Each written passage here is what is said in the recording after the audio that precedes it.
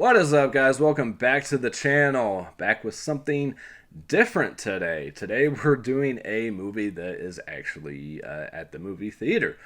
Normally we do stuff about 70s and 80s and released by boutique labels and things like that, but today we're doing The Black Phone, starring Ethan Hawke, based on a short story by Joe Hill. I was hearing a lot of positive things about this, a couple negative things, so I definitely had to see and check out for myself, was this movie any good? Stay tuned to find out.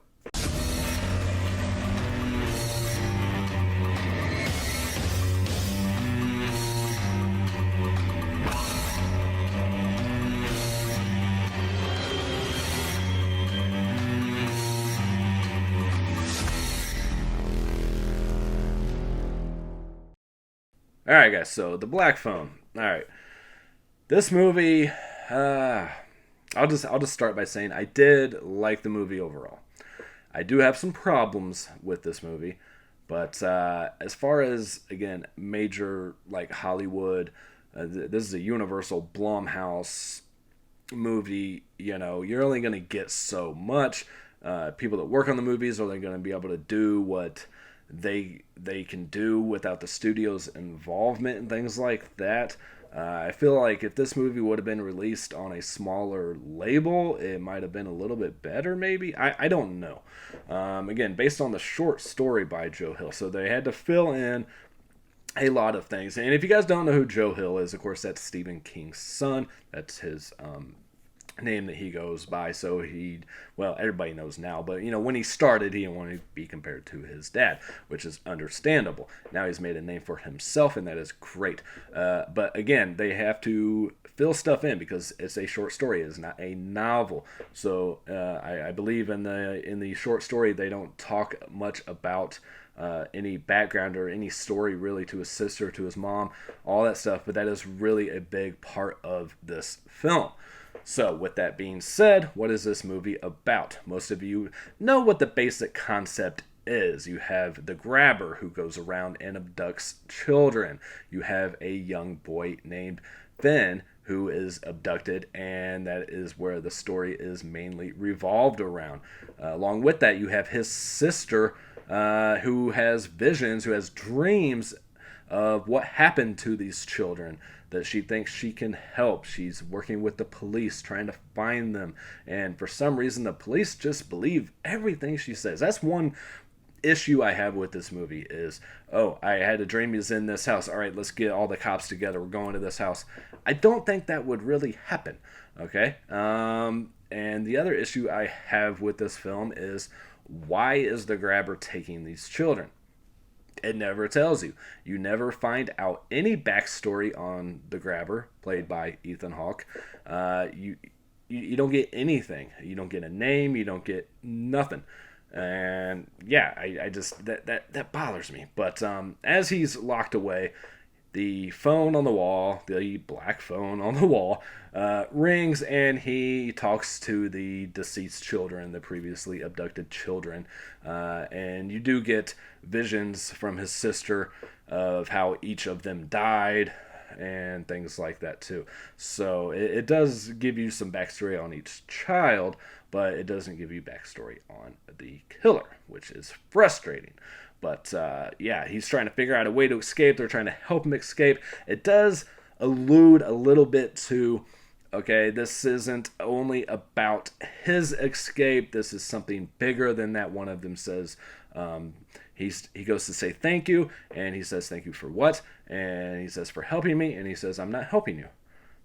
So that tells me right there, he has to break free. He has to escape and everything in order for them to move on. Like they're stuck in like this purgatory or something. But again, the movie does not tell you this, but it does allude to something of that nature.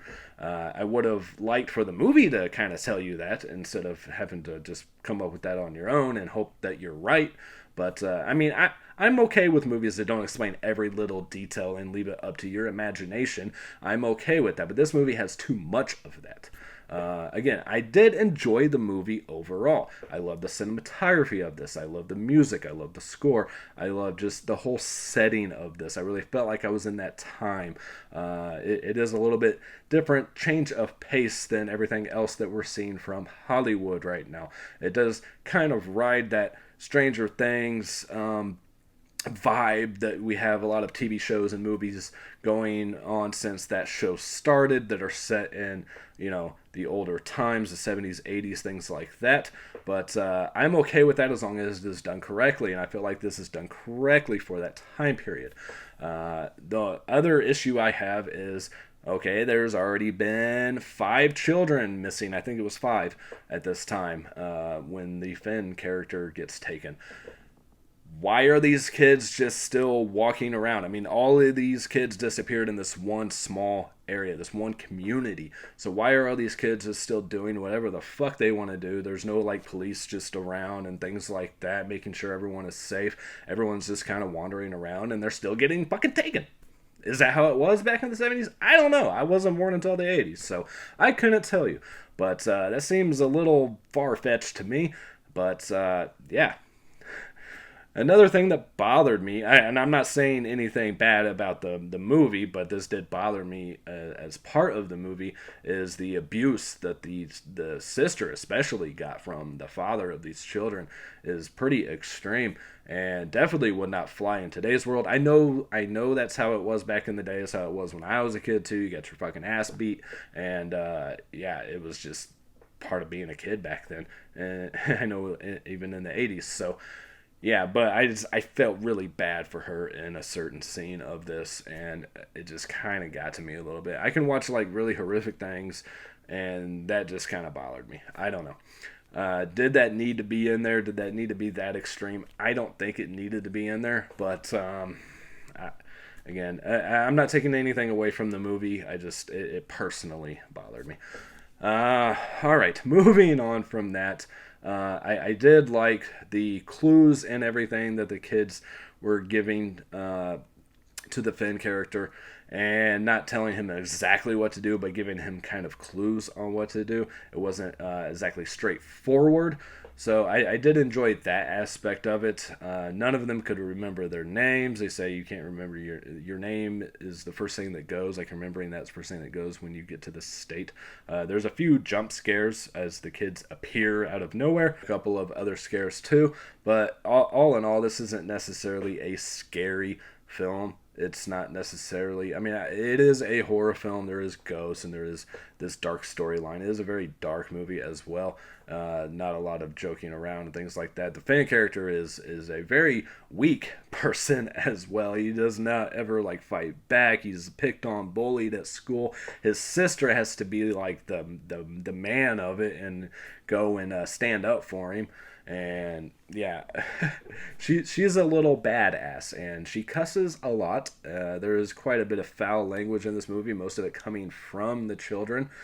Yeah, overall, I did have a good experience, especially the theater experience. There was only maybe 10 people in the theater, so it was nice and peaceful, and I got to just enjoy the movie. And yeah, that was very lovely. So, yeah, again, overall, I did enjoy this film, and I definitely recommend giving it a watch and forming your own opinion. I would like to see this turn into maybe a franchise, have a yellow phone, a red phone. I think this is something they could do with that because, again, it doesn't give you any real story on the grabber character. Maybe the grabber could be something bigger than one person. I don't know. Maybe, it can take place in other cities across the country.